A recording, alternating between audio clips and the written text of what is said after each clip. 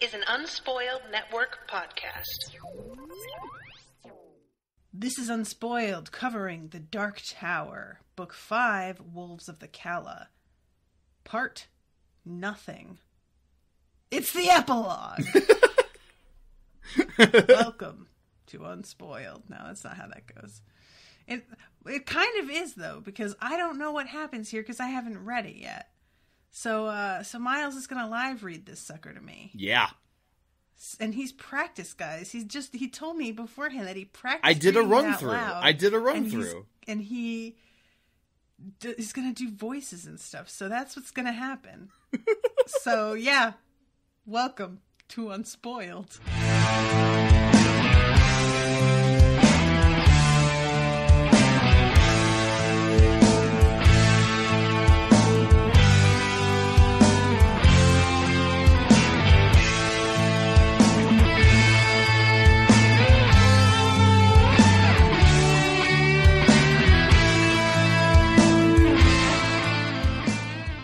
I'm really excited about this, weirdly.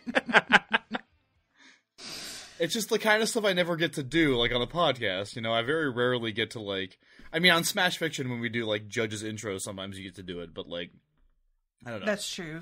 It's fun to do this. I have never been on the receiving end of it, so just, like, you texted me and you were like, hey, don't forget, you don't have to read today, and I was like, oh, don't you worry. I have not forgotten that I don't have to do anything tonight. I ain't show reading up. Shit. It's great.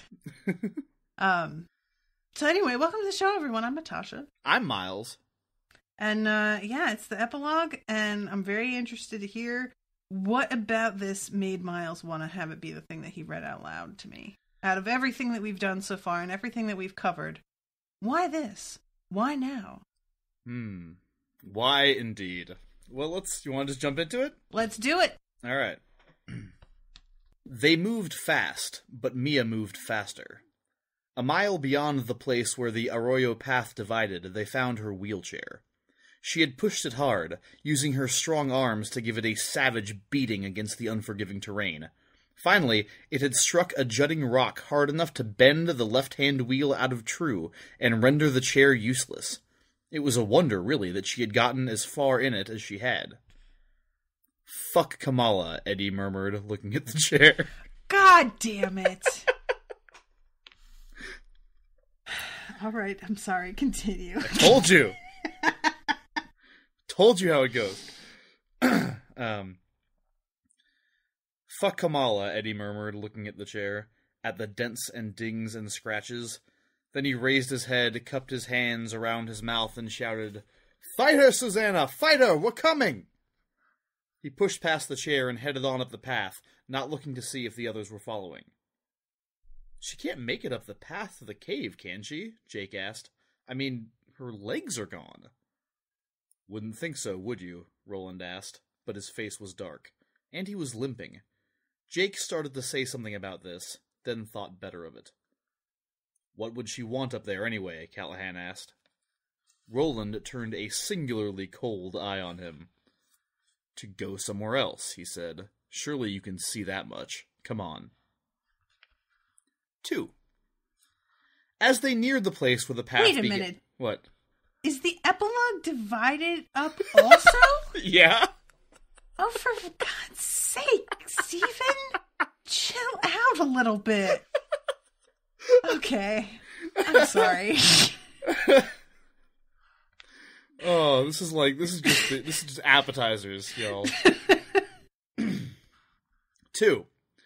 As they neared the place where the path began to climb, Roland caught up to Eddie. The first time he put his hand on the younger man's shoulder, Eddie shook it off. The second time he turned, reluctantly, to look at his din. Roland saw there was blood spattered across the front of Eddie's shirt. He wondered if it was Benny's, Margaret's, or both. Mayhap it'd be better to let her alone a while, if it's Mia, Roland said. Are you crazy? Did fighting the wolves loosen your screws? If we let her alone, she may finish her business and be gone. Even as he spoke the words, Roland doubted them. Yeah, Eddie said, studying him with burning eyes. She'll finish a business all right. First piece, have the kid. Second piece, kill my wife. That would be suicide. But she might do it. We have to go after her. Surrender was an art Roland practiced rarely, but with some skill, on the few occasions in his life when it had been necessary. Humble brag. He took another look at Eddie Dean's pale, set face, and practiced it now. All right, he said, but we'll have to be careful. She'll fight to keep from being taken. She'll kill if it comes to that. You before any of us, mayhap. I know, Eddie said. His face was bleak. He looked up the path, but a quarter of a mile up, it hooked around to the south side of the bluff and out of sight. The path zigged back to their side, just below the mouth of the cave. That stretch of the climb was deserted, but what did that prove? She could be anywhere. It crossed Eddie's mind that she might not even be up there at all, that the crashed chair might have been as much a red herring as the children's possessions Roland had scattered along the Arroyo path. I won't believe that. There's a million rat holes in this part of the Calla, and if I believe that she could be in any of them... Callahan and Jake had caught up and stood there looking at Eddie. Come on, he said. I don't care who she is, Roland. If 4 able-bodied men can't catch one no-legs lady, we ought to just turn in our guns and call it a day. Jake smiled wanly. I'm touched. You just called me a man. Don't let it go to your head, sunshine. Come on. 3. Eddie and Susanna spoke and thought of each other as man and wife, but he hadn't exactly been able to take a cab over to Cartier's and buy her a diamond and a wedding band. He'd once had a pretty nice high school class ring, but that he'd lost in the sand at Coney Island during the summer he turned 17, the summer of Mary Jean Sobieski. Yet on their journeyings from the Western Sea, Eddie had rediscovered his talent as a woodcarver. Little baby-ass whittler, the great sage and eminent junkie would have said. And Eddie had carved his beloved a beautiful ring of willow green, light as foam, but strong. This Susanna had worn between her breasts, hung on a length of rawhide. Mentioned here for the first time. They found it at... Sorry. I wasn't gonna say anything. They found it at the foot of the path, still on its rawhide loop. Eddie picked it up, looked at it grimly for a moment, then slipped it over his own head inside his own shirt. Look, Jake said. They turned to a place just off the path. Here, in a patch of scant grass, was a track. Not human, not animal. 3 wheels in a configuration that made Eddie think of a child's tricycle. What the hell? Come on, he said, and wondered how many times he'd said it since realizing she was gone. He also wondered how long they'd keep following him if he kept on saying it. Not that it mattered. He'd go on until he had her again, or until he was dead. Simple as that. What frightened him most was the baby, what she called the chap.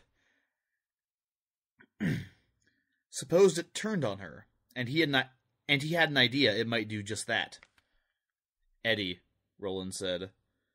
Eddie looked over his shoulder and gave him Roland's own impatient twirl of the hand. Let's go. Roland pointed at the track instead. This was some sort of motor. Did you hear one? No. Then you can't know that.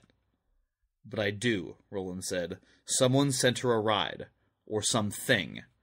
You can't know that, goddamn you! Andy could have left a ride for her, Jake said, if someone told him to. Who would have told him to do a thing like that? Eddie rasped. Finley, Jake thought. Finley Otego, whoever he is, or maybe Walter. But he said nothing. Eddie was upset enough already. Roland said, She's gotten away. Prepare yourself for it. Go fuck yourself, Eddie snarled and turned to the path leading upward. Come on!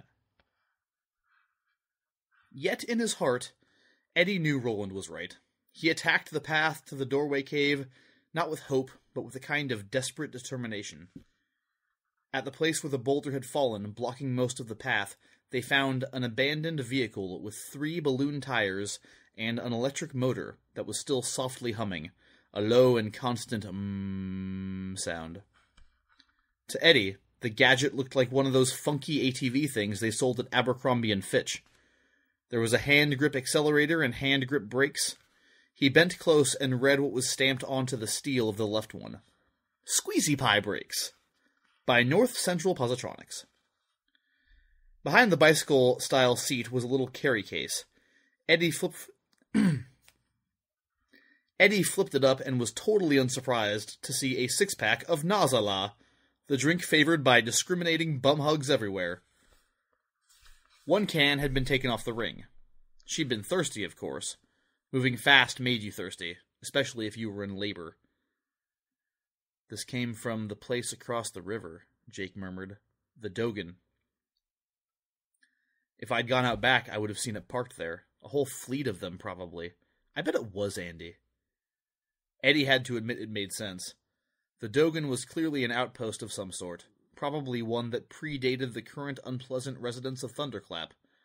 This was exactly the sort of vehicle you'd want to make patrols on, given the terrain. From this vantage point, beside the fallen boulder, Eddie could see the battleground where they'd stood against the wolves, throwing plates and lead. That stretch of East Road was so full of people it made him think of the Macy's Thanksgiving Day Parade. The whole Calla was out there partying, and oh, how Eddie hated them in that moment. My wife's gone because of you chicken shit motherfuckers, he thought. It was a stupid idea, stupendously unkind as well, yet it offered a certain hateful satisfaction. What was it that poem by Stephen Crane had said, the one they'd read back in high school? I like it because it is bitter, and because it is my heart. Something like that. Close enough for government work. Now Roland was standing beside the abandoned, softly humming trike, and if it was sympathy he saw in the gunslinger's eyes, or worse, pity, he wanted none of it. Come on, you guys, let's find her. 5. This time, the voice that greeted them from the doorway cave's depths belonged to a woman Eddie had never actually met, although he had heard of her. Aye, much, say thank you, and knew her voice at once. She's gone, ya great dick-led galoot, cried Rhea of the Coos from the darkness. Taken her labor elsewhere, you can, and I've no doubt that when her cannibal baby finally comes out, it'll munch its mother north from the Kandai. She laughed. Oh, gee. Oh, yeah, that happened. That voice is kind of hard. You've been waiting for me to say something so you could take a drink, haven't you? She laughed, a perfect and perfectly grating witch hazel cackle. No titty milk for this one, you grubbest lost lad. This one'll have meat. Shut up, Eddie screamed into the darkness. Shut up, you fucking phantom! And for a wonder, the phantom did. Eddie looked around. He saw Tower's goddamn 2-shelf bookcase. First editions under glass, may they do you fine. But no pink metal mesh bag with Midworld Lanes printed on it. No engraved ghostwood box, either. The unfound door was still here, its hinges still hooked to nothing, but now it had a strangely dull look. Not just unfound, but unremembered. Only one more useless piece of a world that had moved on.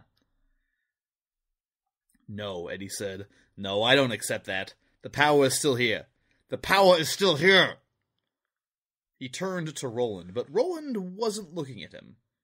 Incredibly, Roland was studying the books, as if the search for Susanna had begun to bore him, and he was looking for a good read to pass the time. Eddie took Roland's shoulder, turned him. What happened, Roland? Do you know? What happened is obvious, Roland said. Callahan had come up beside him. Only Jake, who was visiting the doorway cave for the first time, hung back at the entrance. She took her wheelchair as far as she could, then went on her hands and knees to the foot of the path. No mean feat for a woman who's probably in labor. At the foot of the path, someone, probably Andy, just as Jake says, left her a ride. If it was Slightman, I'll go back and kill him myself. Roland shook his head. Not Slightman. But Slightman might know for sure, he thought. It probably didn't matter, but he liked loose ends no more than he liked crooked pictures hanging on walls. Hey bro, sorry to tell you this, but your poke bitch is dead, Henry Dean called up from deep in the cave. He didn't sound sorry, he sounded gleeful. Damn thing ate her all the way up, only stopped long enough on its way to the brain to spit out her teeth. Shut up! Eddie screamed. The brain's the ultimate brain food, you know, Henry said. He had assumed a mellow, scholarly tone. Revered by cannibals the world over. That's quite the chap she's got, Eddie. Cute, but hungry. Be still in the name of God, Callahan cried, and the voice of Eddie's brother ceased. For the time being, at least, all the voices ceased. Roland went on as if he had never been interrupted. She came here, took the bag, opened the box so that Black 13 would open the door. Mia, this is, not Susanna, but Mia, daughter of none. And then, still carrying the open box, she went through. On the other side, she closed the box, closing the door. Closing it against us. No, Eddie said, and grabbed the crystal doorknob with the rose etched into its geometric facets. It wouldn't turn. There was not so much as a single iota of give. From the darkness, Elmer Chambers said, If you'd been quicker, son, you could have saved your friend. It's your fault. And fell silent again. It's not real, Jake, Eddie said, and rubbed a finger across the rose. The tip of his finger came away dusty, as if the unfound door had stood here, unused as well as unfound, for a score of centuries. It just broadcast the worst stuff it can find in your own head. I was always hating your guts, honky, Detta cried triumphantly from the darkness beyond the door. Ain't I glad to be shed of you? Like that, Eddie said, cocking a thumb in the direction of the voice. Jake nodded, pale and thoughtful. Roland, meanwhile, had turned back to Tower's bookcase. Roland, Eddie tried to keep the irritation out of his voice, or at least add a little spark of humor to it, and failed at both. Are we boring you here? No, Roland said. Then I wish you'd stop looking at those books and help me think of a way to open this door. I know how to open it, Roland said. The first question is where it will take us now that the ball is gone. The second question is, where do we want to go? After Mia? Or to the place where Tower and his friend are hiding from Balazar and his friends? We go after Susanna, Eddie shouted. Have you been listening to any of the shit those voices are saying? They're saying it's a cannibal. My wife could be giving birth to some kind of cannibal monster right now, and if you think anything's more important than that... The Tower's more important, Roland said. And somewhere on the other side of this door there's a man whose name is Tower. A man who owns a certain vacant lot and a certain rose growing there. Eddie looked at him uncertainly. So did Jake and Callahan. Roland turned again to the little bookcase. It looked strange indeed, here in this rocky darkness. And he owns all these books, Roland mused. He risked all things to save them. Yeah, because he's one obsessed motherfucker. Yet all things serve Ka and follow the beam, Roland said, and selected a volume from the upper shelf of the bookcase. Eddie saw it had been placed in there upside down, which struck him as a very un-Calvin Tower thing to do. Roland held the book in his seamed, weather-chapped hands, seeming to debate which one to give it to. He looked at Eddie, looked at Callahan, and then gave the book to Jake. Read me what it says on the front, he said. The words of your world make my head hurt. They swim to my eye easily enough, but when I reach my mind toward them, most swim away again. Jake was paying little attention. His eyes were riveted on the book jacket with its picture of a little country church at sunset. Callahan, meanwhile, had stepped past him in order to get a closer look at the door standing here in the gloomy cave. At last the boy looked up. But, Roland, isn't this the town Pere Callahan told us about? The one where the vampire broke his cross and made him drink his blood? Callahan whirled away from the door. What? Jake held the book out wordlessly. Callahan took it, almost snatched it. Salem's Lot, he read. A novel by Stephen King.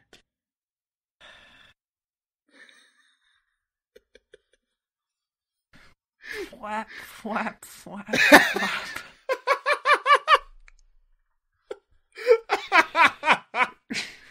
Oh. He looked up at Eddie, then at Jake. Heard of him, either of you? He's not from my time, I don't think. Jake shook his head. Eddie began to shake his as well, then he saw something. That church, he says, it looks like the Calla Gathering Hall. Close enough to be its twin, almost. It also looks like the East Stoneham Methodist Meeting Hall built in 1819, Callahan said. So I guess this time we've got a case of triplets. But his voice sounded far away to his own ears, as hollow as the false voices which floated up from the bottom of the cave. All at once he felt false to himself, not real. He felt 19.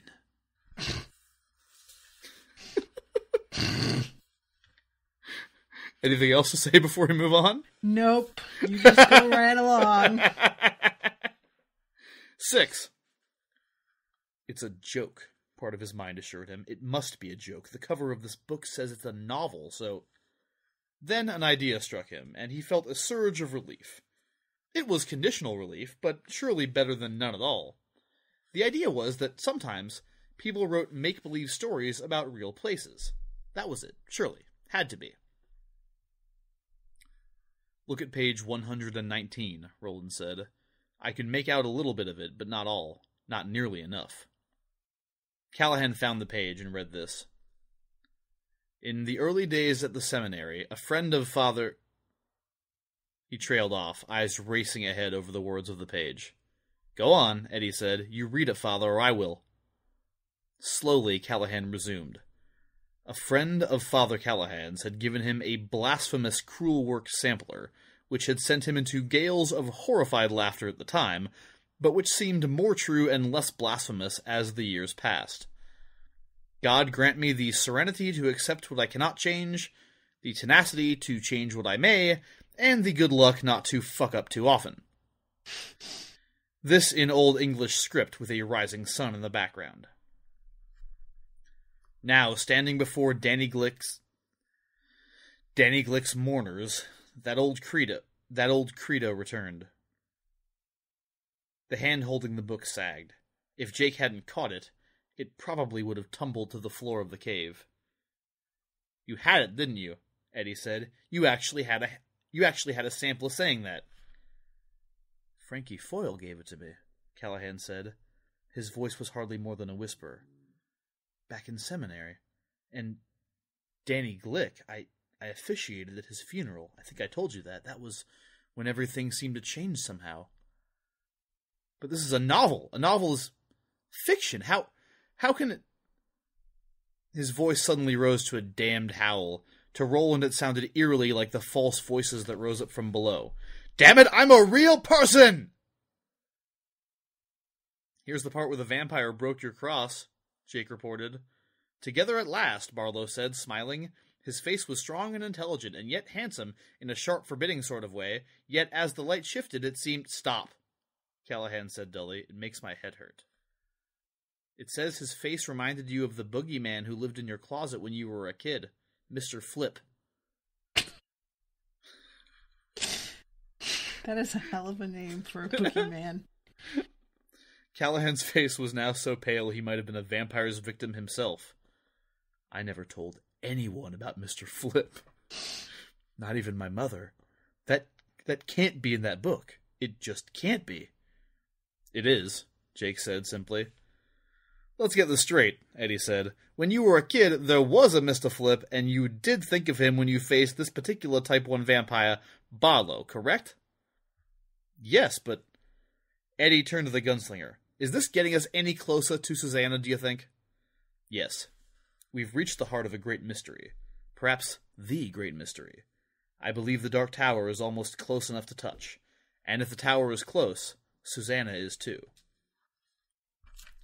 Ignoring him, Callahan was flipping through the book. Jake was looking over his shoulder. And you know how to open that door. God, that was awful, sorry. And you know how to open that door. Eddie pointed at it. Yes, Roland said. I'd need help, but I think the people of Calla Bryn Sturgis owe us a little help, don't you? Eddie nodded. All right, then, let me tell you this much. I'm pretty sure I have seen the name Stephen King before, at least once. It's on the specials board, Jake said, without looking up from the book. Yeah, I remember. It was on the specials board the first time we went Todash. Specials board? Roland asked, frowning. Tower's specials board, Eddie said. It was in the window, remember? Part of his whole Restaurant of the Mind thing. Roland nodded. But I'll tell you guys something, Jake said, and now he did look up from the book. The name was there when Eddie and I went Todash, but it wasn't on the board the first time I went in there. The time Mr. Deepno told me the river riddle, it was someone else's name. It changed, just like the name of the writer on Charlie the Choo-Choo. I can't be in a book, Callahan was saying. I am not a fiction. Am I? Roland. It was Eddie. The gunslinger turned to him. I need to find her. I don't care who's real and who's not. I don't care about Calvin Tower, Stephen King, or the Pope of Rome. As far as reality goes, she's all that I want. I need to find my wife. His voice dropped. Help me, Roland. Roland reached out and took the book in his left hand. With his right, he touched the door. If she's still alive, he thought. If we can find her, and if she's come back to herself. If, and if, and if. Eddie took Roland's arm. Please, he said. Please don't make me try to do it on my own. I love her so much. Help me find her. Roland smiled. It made him younger. It seemed to fill the cave with its own light. All of Eld's ancient power was in that smile, the power of the white. I know.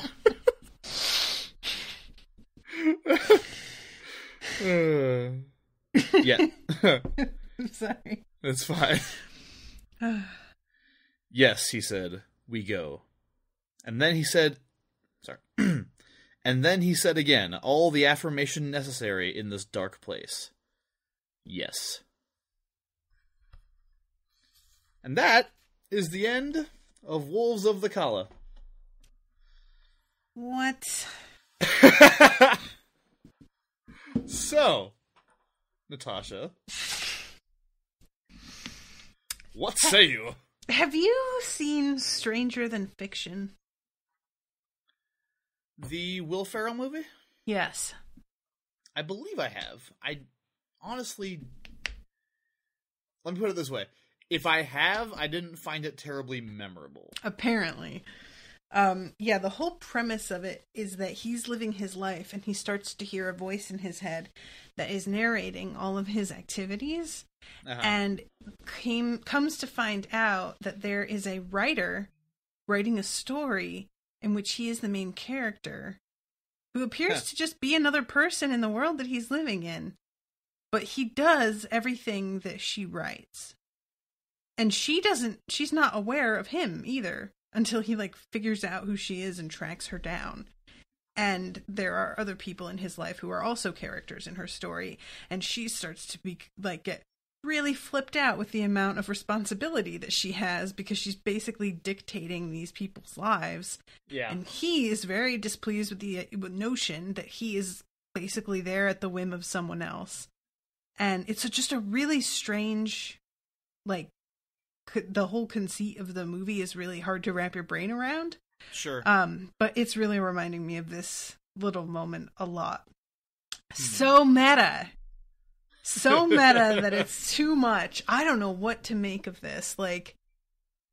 This is the sort of thing where I really want to know if King came up with this at the start of writing the series and intended the whole time to wind up here. Or if he just started to be you know what would be funny? And then kind of just disappeared up his own ass. You know what I mean? Again. Never to be seen again. Yeah, I mean, it's obviously it's one thing to bring Callahan into the story, and he does this super gradually because maybe not gradually, but he does it in steps because he brings Callahan in first, and he's like, "Hey, it's a character from one of my other novels," which I think at this point might have been something he did before. At the very least, even if it wasn't, it's okay, well, sure, shared Stephen King universe, why the hell not, right? Right. It's interesting, but it's not a game changer. And then you find out that the wolves are fucking lightsaber and sneech-wielding doombots, and you're like, the fuck? I was trying to explain that to Owen, and he just sat there, and there was a long silence, and then he just goes, that sounds fucking stupid. I was like, well, I mean, yes. Also, it kind of works, but yes. Yeah, it definitely, your mileage may vary on that one. Right. But then for it to be like, holy shit, a Stephen King book that I'm in, that kicks the meta-ness up to 11 right there. Yeah, I do not know. I got nothing. I don't know if this is gonna, because there have been so many things that I feel like he has sort of thrown out, and it feels almost like King throws a bunch of stuff to the wall and decides what sticks later. But at the time, it's distracting because you think that it's going to mean something and it won't necessarily. Does that make sense? Like later on, it'll turn out to kind of...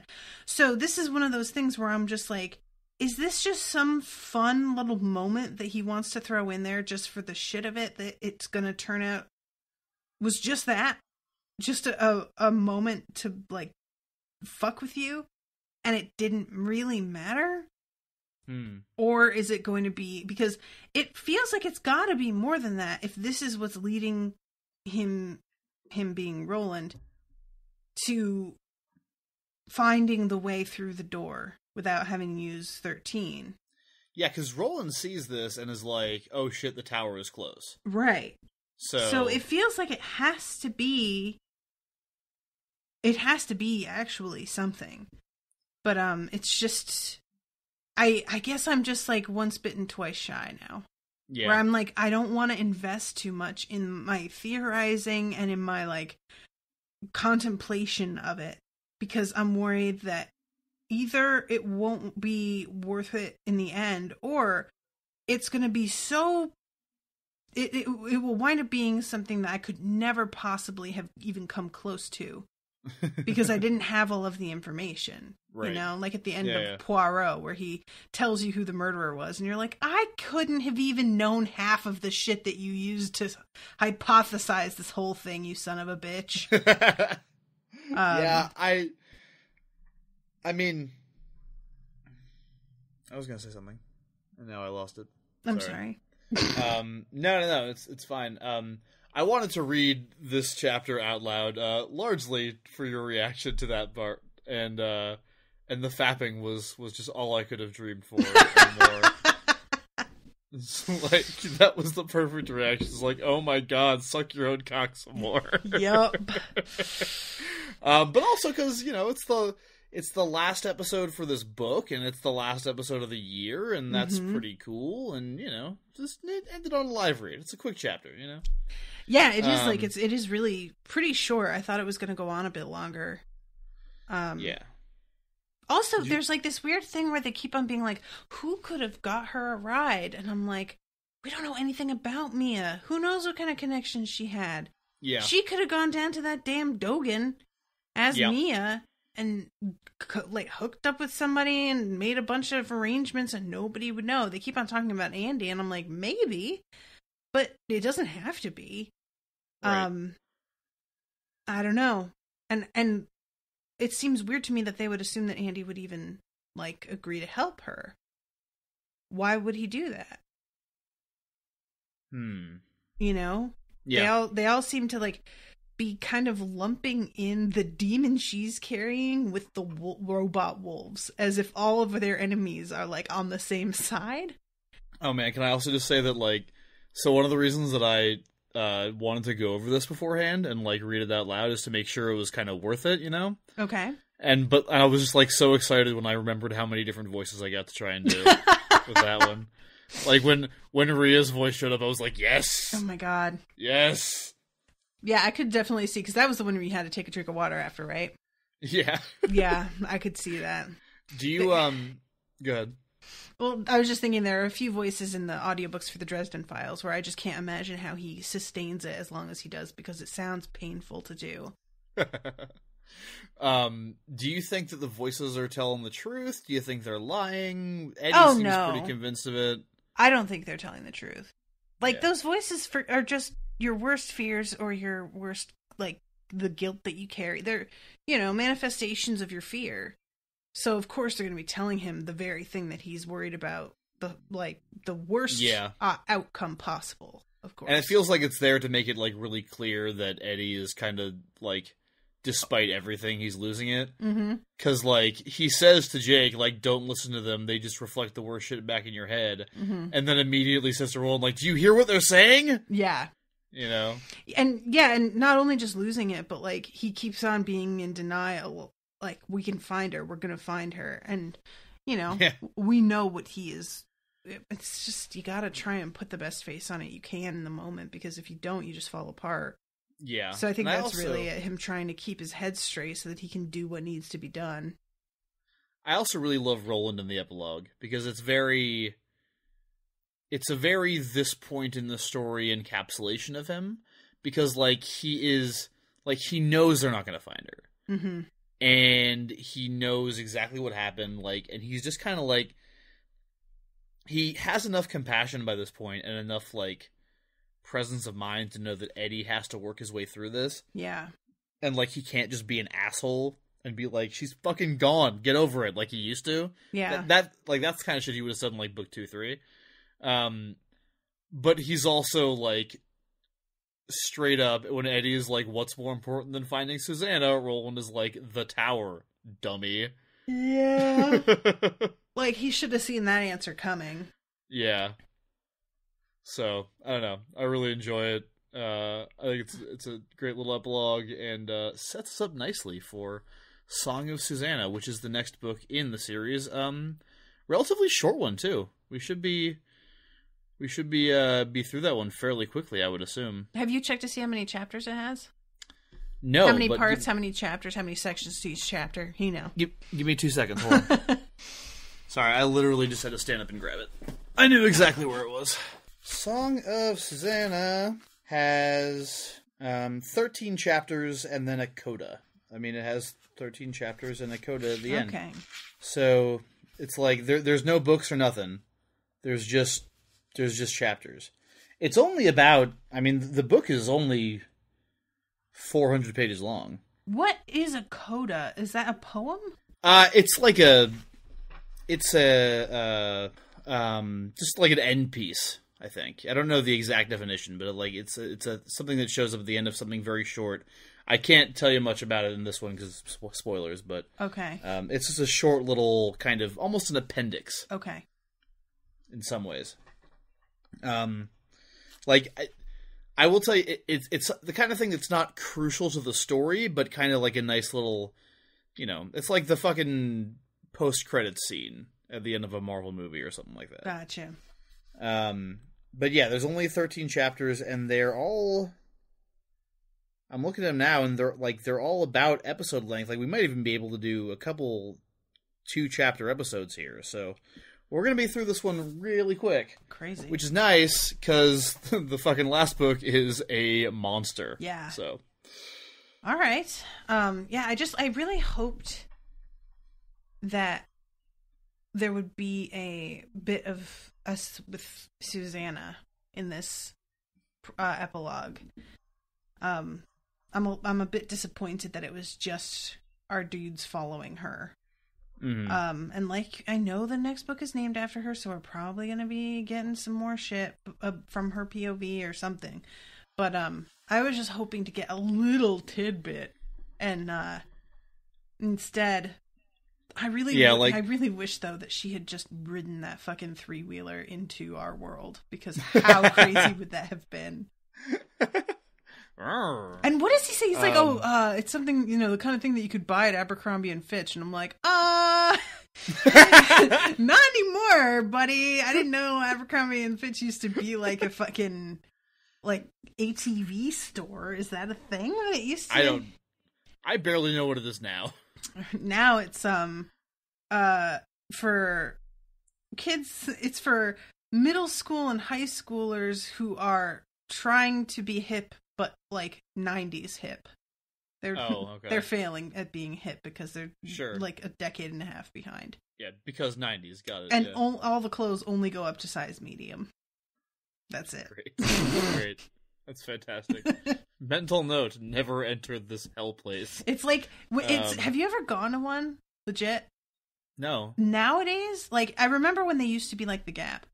And as time went on and they became more and more like, they had this like exclusivity thing and the prices went up and they started to turn into this sort of like club atmosphere where the lights are turned way down. They have an entrance in the mall that's sort of like you have to go up steps from the inside of the mall to get in. And they have music blaring inside and the lighting is like weirdly dim, except there is a like spotlight over each section where there is clothing. But in between, it's super dim. It's just really weird. Like, they just decided to try and turn it into almost like you've walked onto the set of like a music video or something. Yeah, that sounds bizarre. It's just, it's awful. One of those things that I remember desperately wishing that I could like wear the kind of clothes that they had in there, because I associated fitting into those clothing, that type of clothing, with having the body type that I wanted.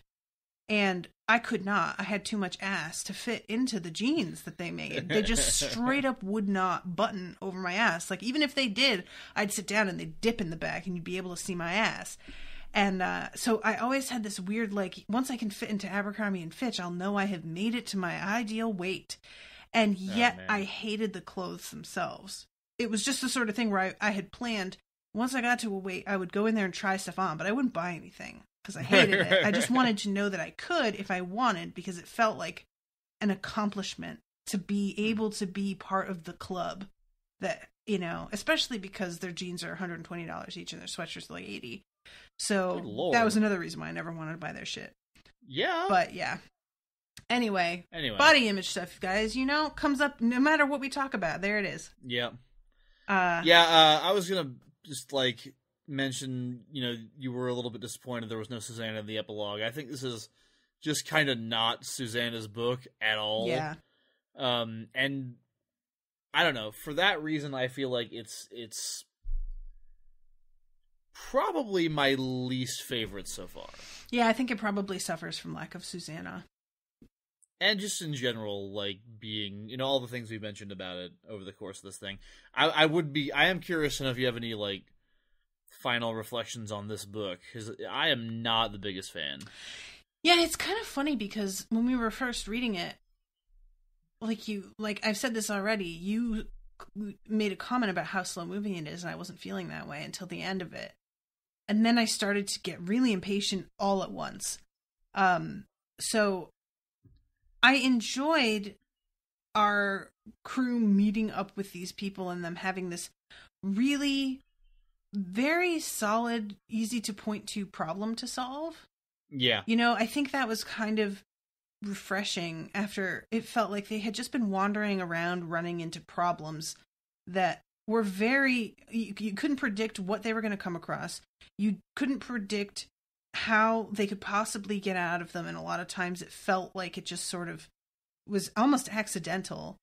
And so to really kind of almost come across like a side quest that is black and white, there are bad guys, they steal our children, stop them, was a little bit comforting in a way. And so I really liked that whole thing initially, especially because of like the homeliness of the Calla after they'd been out in the wilderness basically for so long, that they get to have people who are taking care of them in a place. Like, I'm just a sucker for creature comforts in books anyway. So, so the fact that they had that, I was like, oh, they deserve this break, and they get to just fight evil in a very straightforward way. Yeah, you're a big fan of the descriptions of all the shit that you get at Hogwarts and stuff, like, Listen, you know, the beds and... I'm not, that's not a criticism. No, I was about to say, I posted on Facebook the other day about how it's, you know, during the Christmas season, I enjoy comforting familiar things, as many of us do, and I decided to download the audiobooks for some of my favorite Chronicles of Narnia books, and I downloaded the audiobook for A Little Princess. And I haven't read that book for 20 years, and I wondered if it would hold up coming back to it after all this time. And as I listened to it again, it became suddenly so apparent where enormous chunks of my personality came from. Because I read that book probably going on 30 times, more probably, during a really crucial developmental stage as a kid. And there are paragraphs and paragraphs in that book about the clothing she's wearing, about the pillows on her bed, about the clotted cream and the scones that were floury and piping hot, and the fire crackling and blazing merrily, and the cushions set close by to it so that they could cuddle up with their rosy faces in the cold beating against the window outside. And all of this shit that I was like, oh my God, this is where it all came from. This obsession with being homely and cozy and beautiful and happy, and food being a part of that, and like just the enormous focus on how everything looks. And it was just so startling and to read it and realize it was like, I don't know if you've gone back and read anything that you loved when you were a kid, but it just felt so obvious. You know, I was like, oh my God. And there are huge parts of it where this little girl is being really self-aware and reflecting very much on like, God, is that true about me? Well, what does that say about me? And I was very self-reflective as a kid, probably at times to my detriment. I think mostly it was good, but not always.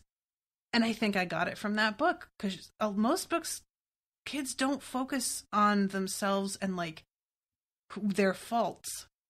You know what I mean? Yeah. It's not that common. Like, kids learn lessons in books a lot, but it's not really the same thing as being in their head and hearing them reflecting and wondering, did I do the right thing? And if I didn't, what does that mean? Yeah, I don't know that there's like a single touchstone that I can point to in that regard. But I think the other thing is that I do tend to, like, I frequently go back and read books I loved as a kid. Mm-hmm. Like, the books I loved as a kid are still, in many ways, the books I love the most now. You know, like, because I'm such a huge fan of rereading, and I've been rereading, you know, the Pride Chronicles and the Darkest Rising sequence and His Dark Materials, you know, for years I've been rereading these books. And, like, when I didn't feel like reading the books anymore, I listened to the audiobooks. Mm-hmm. And, like, you know, that used to be the shit that I would listen to while I went to sleep. So it's a little bit less of a revelation for me. You know, and I think for me it's a little bit like, you know, there's less recognizable, like, oh, this is where my personality came from. And more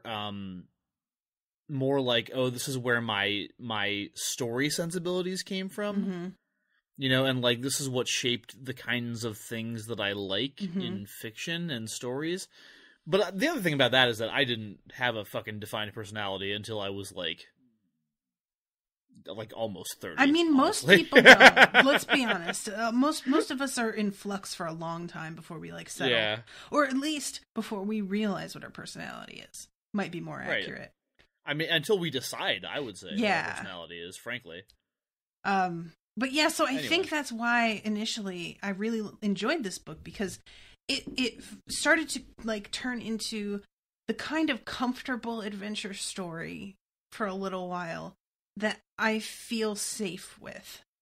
Mm-hmm. Where they have a home base, they have people watching and taking care of them, they have a very clear goal, and we know that they have the skills necessary to defeat this foe. So even though I know a lot of people would probably find that boring, and I might even find that boring if it hadn't been for the first 4 fucking books where everything was nuts, I was really like kind of here for it. And then, as we've said, it just all drew out with repeated conversations and repeated confrontations with townsfolk and repeated and just retreading the same like arguments and things that I found really tiresome, and then culminated in this battle that was really not anything. And it was a battle in which we don't learn anything more about the enemy. And that's really the thing that I find the most frustrating, is that if we weren't going to have Susanna in this epilogue, I at least hoped that we'd get some more information about the wolves. But no, we defeat them and move on. And maybe we'll get some more information about them, but it doesn't feel like our guys care about getting more information on them. It's not a goal of theirs. They're not curious about it. It feels more like they accept that if they need to know, they'll find it out somehow, which, with how this story goes, is probably true, but I don't think that's great writing. Don't they? It's like, one of the problems with the whole Ka thing. Yeah, I feel like he's really falling back on just letting them almost have no motivations of their own and being shuttlecocks, kind of let the wind blows whichever way, and I just really want them to care and wonder about the same things that I am caring and wondering about. Because the whole thing here is we're following the beam to get to the tower, and fucking Slightman is telling Roland about this and wondering, well, what do they need breakers for? And he's like, breaking the beam, which you'd think would be a big fucking deal to him. And it doesn't seem to be, like, on his mind at all. Well, Roland is not the kind of guy who's gonna, Roland, what you want, and I think this is one of the reasons the book suffers so thoroughly from just not featuring Susanna in it at all, is what you want is for these questions to be coming from your human characters. Mm-hmm. Your relatable Eddies, Susannas, and Jakes. Roland can't be expected to give a shit about what you give a shit about. But I don't give a shit about the tower, but I would expect him, because these are breakers related to the tower, to give a shit about them. Right, I see that. You know what I mean? Like, the tower doesn't mean anything to me right now. I know it does to them, so that's where I'm coming from with that, is like, I want to know about the breakers just because I want to know about them, not in relation to the tower. But in relation to the tower is the part that I expect him to care about. And so I thought I would get my information via him asking those questions because of his own interest. And the fact that he seems to know immediately, I bet they're trying to break the beams to the tower, is also really questionable to me. How do you know that? Have you heard of these before? And why can't we hear anything about that? I would appreciate something about, from inside his head of, his suspicions were confirmed, or he had heard about the breakers from stories, or, anything. But instead we just get this little tiny, tidbit. It never gets brought back up again, and I expected something in the epilogue about that, and instead it feels like they've completely washed their hands of it, and I understand Susanna leaving is throwing a wrench in everything, but it doesn't feel like they would have gone that way anyway. It doesn't seem like they were gonna do that and got distracted. It just seems like that wasn't even part of it, Yeah. I mentioned last time that the pacing, I think, is what really throws me off about this book. Mm-hmm. And I think that's just... I think the problem is that the only things really moving forward here are... you have the wolves, which, as you said, are treated as much more of a, one-off obstacle. Like, as soon as they beat him, it's like, all right, hey, we won. Yeah. And it's not like, well, okay, why are they fucking Doombots? Mm-hmm. It's so, even if, and this is not, I'm not giving you anything away to say anything here, but like, even if we find out more about them, I honestly don't remember if we do or not. It's like, well, okay, so we find out more about the wolves. Like, who cares? Mm-hmm. Like, they're bigger fish to fry here. There's this Finley Otego guy, and there's Walter, and there's the Crimson King, and the Dark Tower, and whatever, you know what I mean? And, so it's like, so you have the wolves, and the only other plot element moving the story forward into the next book, really, you have Callahan coming on board, but aside from that, it's Susanna's pregnancy. Mm-hmm. And between really not loving that as a story idea, and B, really not loving that as a story idea in a book that really doesn't involve her, it's like, it feels like this is just, I understand what you mean about side quests, but like, the whole book's a fucking side quest. And it's like, motherfucker, I read 900 pages of this shit. Yeah. Like, you could have knocked this out in, like, book 1, I don't know. Yeah, I think that the reason that this was, like, felt different in terms of that is because it's the first place they've really stayed still for a long time. Everything else has felt like they've been moving forward towards their goal. And here they, like, really settle for a bit. But yeah, that's really, I think that's part of my frustration also, is that I thought that we would do this, they would kind of rest, get to, like, gather themselves, and then use whatever information they learned here to move forward again towards their goal. And instead it feels like they're just being dragged sideways again. And dragged sideways towards something that I don't care about. Like, it does not, I was thinking about this, and I won't get into it because it's a spoiler for Angel, in case Chris Tex Holcomb is listening. But storylines where there is a kid involved just tend to be my least favorite things. Like, when they, and this is not looking to be that way, because we're dealing with a demon here. It's not a regular pregnancy, and I very much doubt that we're going to have, like, a tiny baby devil running around Manhattan, unless we are, which, I mean, maybe that would be great, but I just can't get myself interested or excited about it because I find myself frustrated.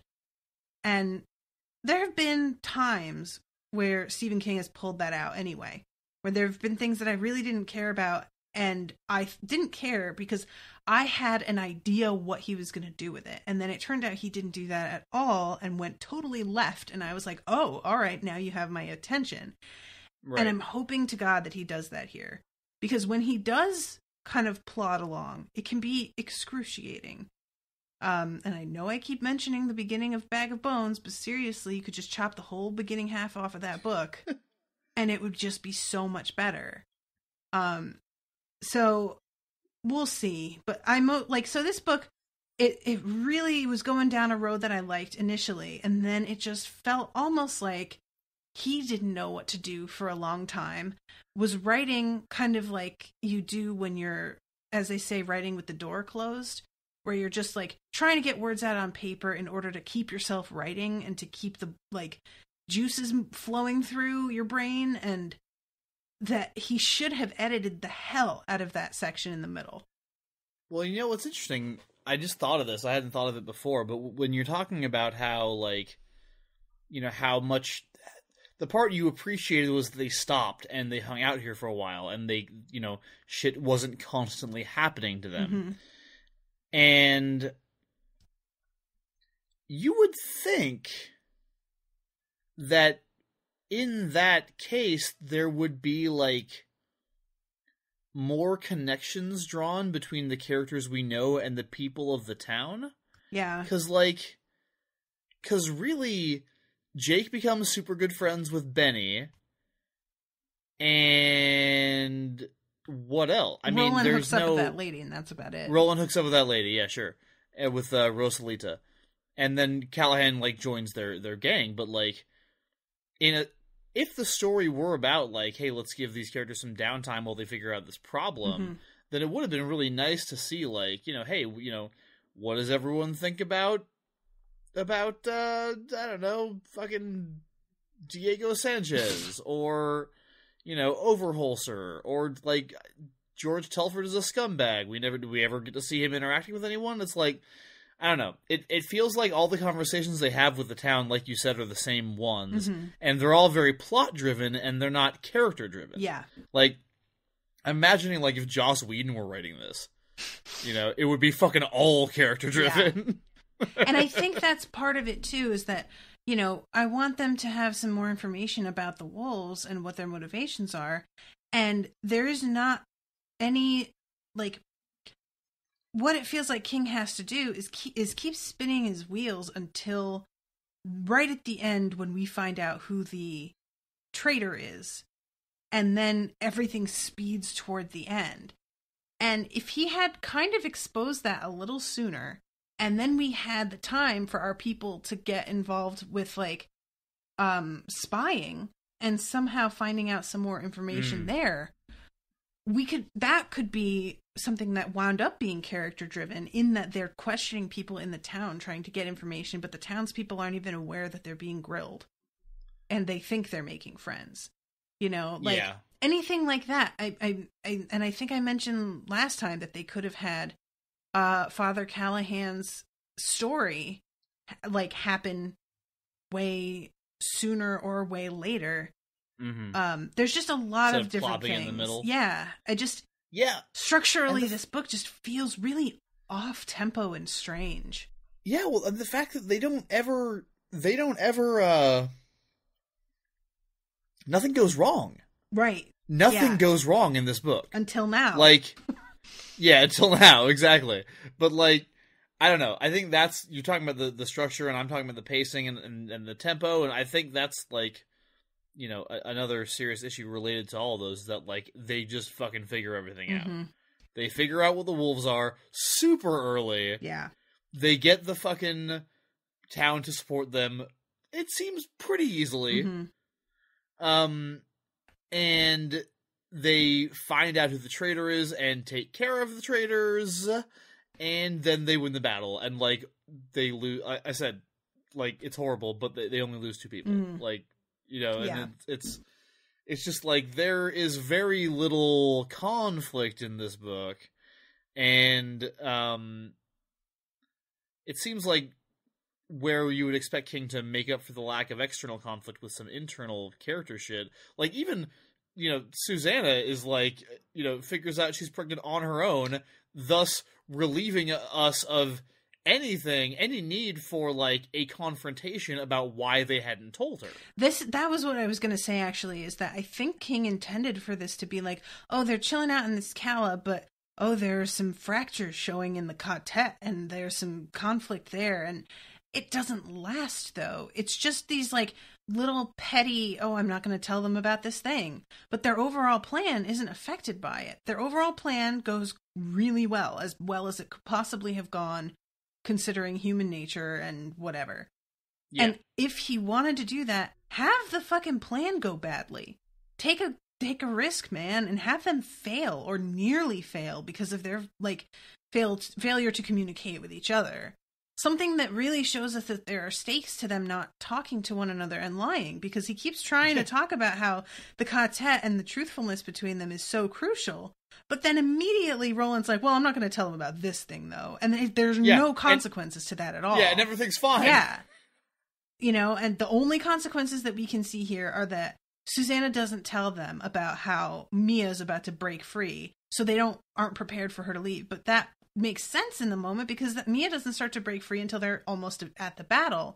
Well, and I don't think she even knew that, I didn't see any indication that Susanna knows that Roland knew as early as he did, and then told Eddie, and neither of them broke the news to her. That's true, too. I'm not sure she's aware how much they were keeping from her and everything. The fact that she's the one who brought it up to the group relieves any tension there. Because now they don't have to tell her. So, anyway, not to, I didn't mean to turn this into one big let's dump on Wolves of the Calla, but I think it's the weakest book of the series so far. As I said, I really liked how it started. It's not like the whole thing is it's just, it feels like it was heading somewhere, and it didn't go there, and not in a good way, not in an unexpected, oh, you surprised me way, but more in a mystifying, it sort of just petered out kind of way. Absolutely. So, this is gonna happen. There are gonna be, in any series, books that just don't really quite do it the way that you hoped that they would. But in this case, it feels like so many of the elements seemed like they were there, or that they were right below the surface, that we're talking about them and coming up with suggestions for what he could have done in just our brief conversation. And you would think that he would have, and I'm saying this as somebody who hasn't read the last 2 books, so maybe I'm talking in a way that it's easy for me to say without knowing where it winds up. And if I re-listen to this after reading them both, I'd realize why some of my suggestions were not possible for him. But it just feels like he let a lot of opportunities slip through his fingers here, and he just repeated and drove home points that didn't need it, that I didn't care about, that weren't actually important. And I'm not really sure why. I feel like he got more... I feel like he was almost too caught up in his, like, delight at making up this whole community structure and like, parlance and speech patterns. Yeah, fuck that Kamala bullshit. You know what I mean? Like, I feel like he got distracted by that and really overestimated how much anybody was going to be impressed with it. You know what I mean? I do. I think that's fair. I agree. And I think that's when, as a writer, that can happen, where you really, like, start to get delighted with something and you don't realize how much nobody gives a shit. And sure, it's like it's the professional author equivalent of, like, telling your friend all about this awesome D&D character you rolled up. Yeah. You know, it's like, I understand that you really like it and, like, it's cool, but I don't fucking care. Mm-hmm. Yeah, I don't need to hear about every little thing about it. And so, I don't know. I wouldn't be surprised if he had, like, a bunch of, like, weird fan fiction that he had kind of written of his own town. That he sure, made up. but the other thing is that, like, I probably would have liked that. Like, I mean, he doesn't commit either way. Mm-hmm. It's not, the story is about, our heroes, or it's about the town, but, like, he tells you it's obvious how much work he put into this setting. Yeah. But I don't feel like he put a whole lot of work into the people who live there. Agreed. Yeah. Yeah, it's weird. It's almost like the history and, like, weird, like, religious with the Riza and everything. Like, he put more thought into that than the actual people that we're going to be dealing with. Yeah. So yeah, I don't know. We'll see what goes on with the next one, but I'm just hoping that, like, I don't, and I think, this is when I'm talking about, like, them trying to get to the next world, like, and what they're going to do, and me being like, I don't want to get too invested because I don't know if it's going to matter. That's kind of how I feel about this whole book, is that I got really invested in some things and it didn't pan out. And I kind of am sitting here feeling like, well, now I'm just irritated. So I'm going to, like, kind of let the story just wash over me now, instead of digging in the way that I had been. And if it seems like things are actually really starting to pay off in this next book more, then maybe I'll start to, like, invest more in that way again. But at the moment, I'm just kind of feeling like, well, I don't know what the hell you're thinking, buddy. So I'm not going to try and piece it together, because that's just me wasting my energy. Yeah. Well, it'll be interesting, because the next book tends to be one that people either really love or really hate. So, okay. And I love the shit out of it, but a lot of people hate it. I always enjoy that, to be honest. Like, when there's a really kind of divide between, I mean, I know it can get really annoying, for example, with Star Wars coming out just recently. Oh my god. Last Jedi has been divisive, and that's, like, the kind way to say it, because divisive feels like it's too mild a word. Last Jedi, look, I get why some people don't like Song of Susanna. I absolutely understand. And when I talk to people about it, I'm like, they'll say, well, this was the thing I hated. I'm like, dude, I hear you. Mm-hmm. It didn't bother me, but, like, I totally get it. Last Jedi, fuck all of you. That movie was great, and I don't care what any of you, like, people bitching about Luke Skywalker. I'm like, go away. Yeah, Go jump in a ditch. I get why people didn't like it, but I get it in a way that, like, oh, I get it. You're all babies. That's what it is. Right. It's not like, oh, you have valid points. Yeah. It's like, oh, you're a fucking idiot. Sorry, guys, if you didn't like it and you're listening and you're feeling personally attacked, that's probably because I'm personally attacking you. Yeah, me too. I hope you also feel personally attacked by me in turn, because really, it was a really good movie. But yeah, I'm just like, so when things come up and it seems like people either, like, it's a very, like, love-hate thing, I'm always really interested to see whether or not I wind up becoming one of those people.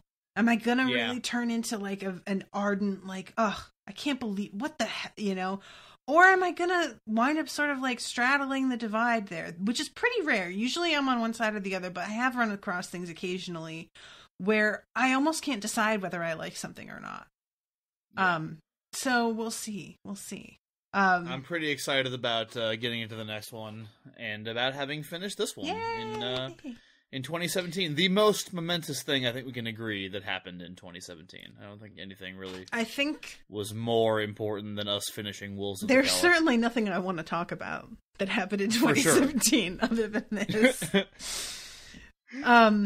All right, well, I want to say hi to new patrons real quick. We only have 3 this week, so we have John Jimco, Molly Harper, and Dr. Trek Wizard, which is my favorite. Yeah! They're like, let me cram as much fandom into this name as I can. How do I do it?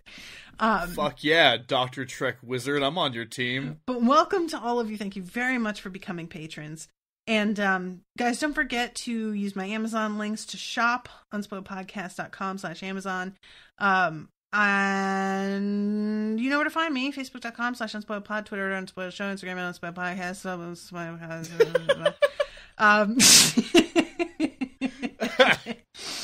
you all know. And I'm gonna let Miles take it away. Go ahead. I mean, I hope that people listening to this know where to find me too by now, but if they don't, you can find me on the Smash Fiction Podcast, among other places. But the Smash Fiction Podcast, I want to give an especially loving plug to on this episode, because we, for our end of year Christmas Day episode, which came out on Christmas Day, we released our 100th episode of Smash Fiction, and as it happened, also our 3rd annual cage match, involving 5 Nicolas Cage characters, in this case, in a cage. Good God. And, y'all, if you think I destroyed my voice trying to do Rhea of the Coos on this episode, you have no idea what I did to my voice on the 100th episode of Smash Fiction, because I, basically did every possible version of a wrestling announcer, as well as my patented Vince McMahon impersonation. So, yeah, I couldn't talk for days. But it's an extra long episode, hour and 20 minutes, full of just crazy shit. It's a lot of fun. It's on the Smash Fiction feed right now. Want to encourage everyone to check that out. Subscribe, download, review. That'd be great. We're on social media at SmashFic Podcast, and Facebook and Tumblr and YouTube. We have a website now, www.smashfictionpodcast.com. And you can go and check that out. There's like... what's on that website? There's like fan art and like stuff that our fans have submitted to us, and we also have host bios on there, which are fucking wacky and delightful. And new content is on its way. That website just launched, so go check that out. You can also find me on the Odyssey Storytelling Podcast, where I am a host. I'm the host, not a host, the host. I am the host and producer of that. That comes out every Friday, and Smash Fiction every Sunday, incidentally, except for this past week when it came out on Monday because it was Christmas Day, and also because I didn't get it all done by Sunday because it was the holidays. Anyway, because I produced that one too. So, and then you can find me writing-wise on universesofthemind.com, which is my science fiction blog. And I think that's about it. You sure? I think so. Well, damn. Yeah, I really want to get some co-host bios on my site. I think Krista had been looking at doing that, but that's how it is with podcasting, is that we all look at doing stuff and then we're like, yeah, but I also have a life to live. Yeah, for sure. I'm trying to like still do like volunteer writing things. Like I don't ever plug Tower of the Hand because I don't write for them very often anymore because I don't have time for shit that doesn't pay me. Yes. Anymore, for the most part, you know what I mean? Yes, I do. So it's like, you know, yeah, I am working on something for them, though, directly comparing Game of Thrones and Martin's lengthily written series to Stephen King and the Dark Tower series. So that should be going up at some completely undetermined point. I probably shouldn't even be talking about it because I haven't even started writing it yet. Oh. But if and when I do, Natasha, you definitely can't read it. So noted. There you go. When I was with Owen's family for Christmas, one of them asked me, like, I mentioned Song of Ice and Fire, and they were like, what's that? And I was like, oh, it's the book series the Game of Thrones show is based on. And she goes, it's a book series? And I was like, yes. And she says, how many books are there? And I was like, so far, 5. And she's like, so far? How many more are there going to be? And I was like, the world may never know. She was like, what does that mean? I'm like, he's still writing it. And she goes, oh, wow. So how old is the most recent? Like, she didn't realize that she had stumbled onto like a really sore subject with the question. And I don't remember exactly how it was phrased, but I was like, well, the most recent book came out at this point, like, what, 8 years ago? Somewhere in there?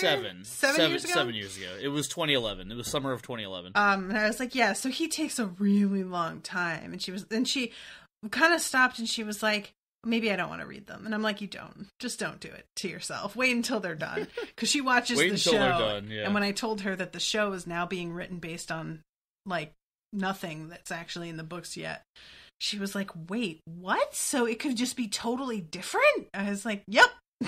In summary, one can only hope. We'll see. I'm still not sure if I'm gonna do the review that guy's YouTube channel. Oh, I told you about that. Yeah. But, I think he's called The Dragon Defends, I believe is the guy's name. And it's actually, the videos are really fucking good. Like, and he brings up really good points and like does really lengthy research and gives you, I think, some real insight into why the show has kind of gone the way it has, and like what is wrong with David Benioff and TV Weiss. But like, the only thing I don't like about it is that the dude is so fucking like sincere, emotionally invested. Seriously, emotionally invested. Like, God, we have to stop them. It's like, no, we don't, dude. Calm down. It's a TV show.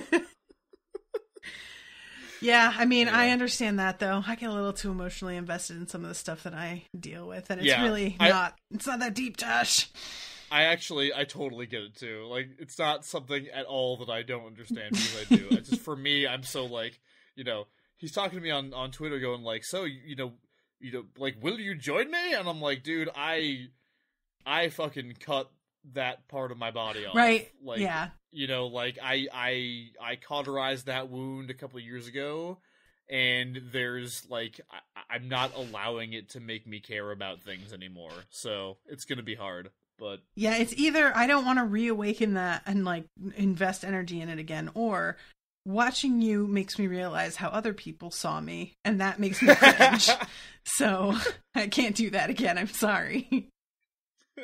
He says... His whole thing is like hashtag Rhaenyra has an army, because I guess apparently Weiss and Benioff are like might be doing like a Dance to Dragons, like the story of Rhaenyra Targaryen. Yeah, thing. I did hear that. Pissed off about that. So my response to him when he was like, "Did you know I have an army?" was like hashtag Rhaenyra has civilian support. Like, you go, dude. That's funny. Go. I will cheer you on from over here. I may come to the voting booth on election day. Yeah, maybe. All right. Well, thank you, sir, for joining me for this final episode of ours on of 2017. I hope you enjoyed my dramatic reading. I did. And being on the other end of it. I really did. This was a real journey for me. And I enjoyed you knowing exactly when I was going to react to some shit and pausing and letting me just like exhale slowly and irritably into the microphone. I mean, come on. Yeah. All right, everybody. Well, I hope that y'all have an amazing new year, and thank you for listening. And if you haven't already, leave us a review on iTunes and let us know what you think of the show. And we will see you on the other side in 2018. With a new book! Toodaloo, motherfuckers!